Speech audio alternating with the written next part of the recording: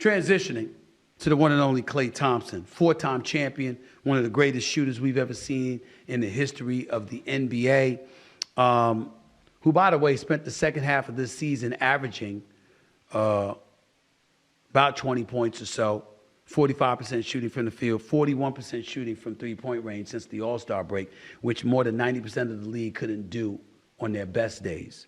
That same Klay Thompson is departing from the Golden State Warriors to join the Dallas Mavericks. They worked out a sign and trade deal with the Warriors. Klay Thompson is going to get about $50 million over 3 years via a sign and trade deal that will also see the Mavericks sending Josh Green to the Charlotte Hornets. However, TNT Sports analyst Chris Haynes says Golden State is still working through details with Dallas, and the deal is not close at this point. Various other people are reporting on this story. Bottom line is Klay Thompson's leaving.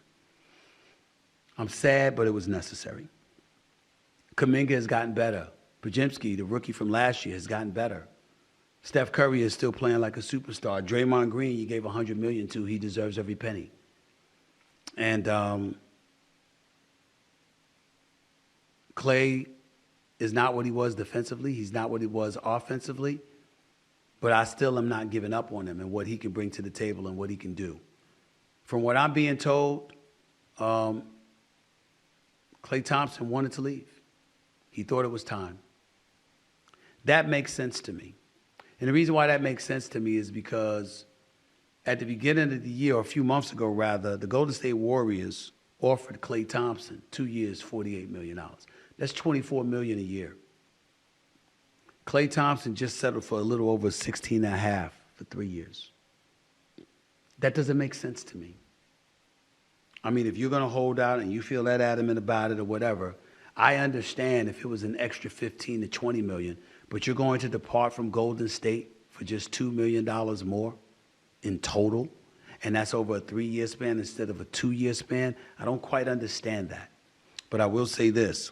It does make sense that Klay wanted to leave, according to what I'm hearing, because why would you leave Golden State for that? And by the way, California, 14.4% state income taxes. Federal is about 39%. We get all of that.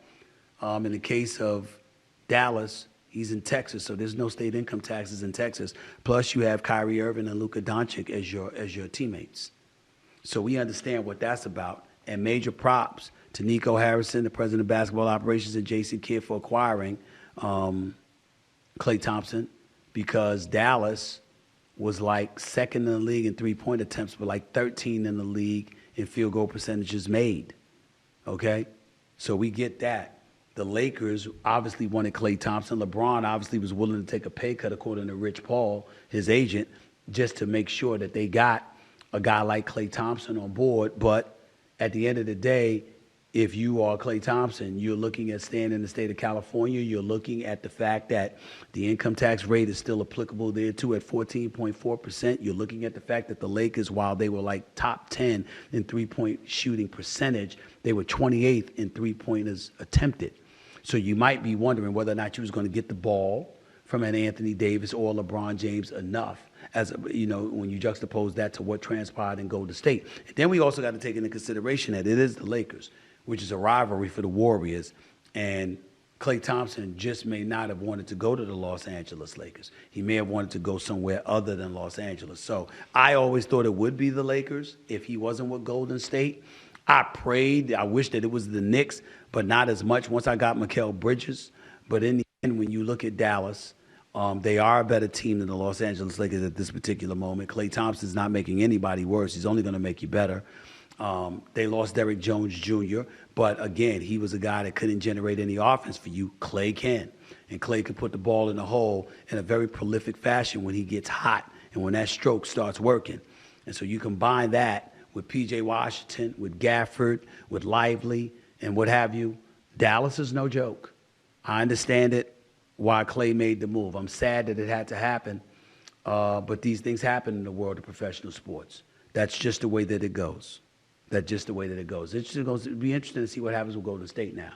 And I'm really interested in seeing who's going to talk about Steve Kerr, because guys talk about it's just their time to leave. It's just their time to move on. Klay Thompson has moved on.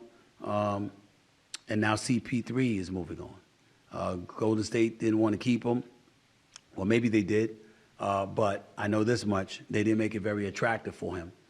I know that there were a lot of things said and there was a lot of promises made that wasn't followed up, at least in the eyes of many, when it comes to Chris Paul and Steve Kerr. And as you look at these folks, these notable agreements and signings, Hartenstein, 3 years, $87 million. Chris Paul, 1 year, $11 million. Kentavious Caldwell-Pope, okay? He's going to Orlando, 3 years, $66 million. James Harden stays with the Clippers at 2 years, $70 million. Derrick Jones, forgot where he's going, 3 years, $30 million. Tobias Harris with the Detroit Pistons. Derrick Jones with the Clippers, 3 years, $30 million. Tobias Harris with Detroit, 2 years, $52 million. Jonas Valanciunas, 3 years, $30 million. Now, who is that for?